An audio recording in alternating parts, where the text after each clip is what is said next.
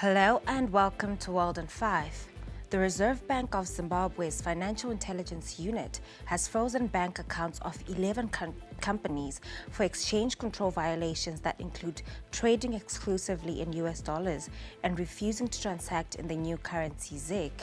This comes after the arrest of 65 suspected illegal money changers who appeared in court over the weekend as authorities cracked down on currency manipulators.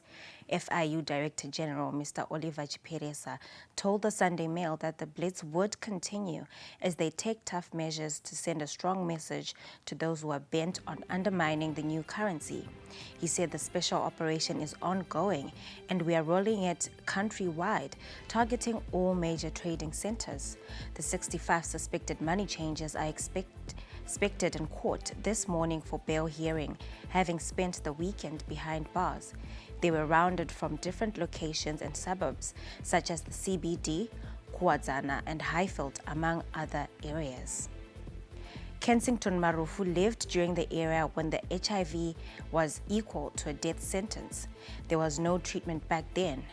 In the following report, we give you the story of the 34-year-old who survived HIV at the height of the pandemic. Here's one of Zimbabwe's antiretroviral therapy success stories. For the then 10-year-old Kensington Marufu, a diagnosis with HIV did not make any sense. The explanation was obvious. He was born positive. I had this skin rash. I had a skin rash back then. So my skin wasn't the way I wanted it to be. Then on the 23rd of March, that's when I started to know, but I didn't fully comprehend what it was all about. I just knew that I was sick. But one thing was certain, he did not have much time to live. Being HIV positive in the 90s, before the introduction of antiretroviral therapy. The Zimbabwe International Trade Fair has had to turn down prospective exhibitors as space has run out for this year's edition of the trade showcase. ZITF board chairperson Busisa Moyo told ZTN Prime that 6 more countries will be exhibiting this year, up from the 21 nations represented last year. Moyo said more than 136 exhibitors had confirmed attendance so far, with Bulawayo-based companies constituting about 30% of total exhibitors. ZITF preparations are well advanced. I think the good thing to report about ZITF 64th edition or 2024 ZITF is that we are oversubscribed. We have more visitors in total than we had last year at 576 versus 565 last year. So we have more exhibitors, we have more countries that will be joining the trade showcase. We have 6 more countries than we had last year. Last year we had 21, this year we have 27. We also have 136 new exhibitors that are coming for the first time.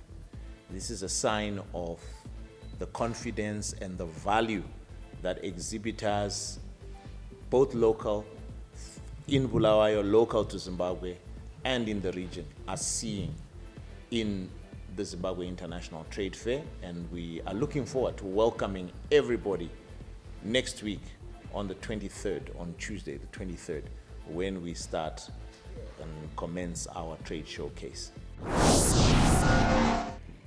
Zimbabwe is seeking to diversify its export to China as trade between the countries remains on a positive trajectory, with officials aiming to ship off more fresh produce and business leaders keen to draw more investment.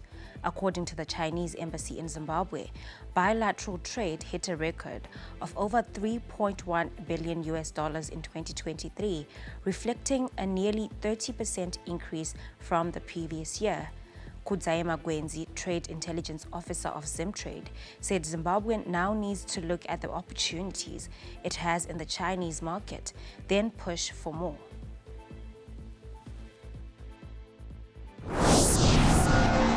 Strategically, we now need to look at the opportunities that we actually have. We can then push for the protocols such as Blueberry, which are in the pipeline. We can also push for avocado.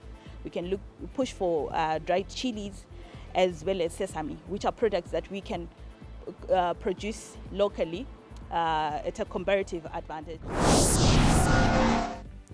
And that's all we had for you on WorldIn5.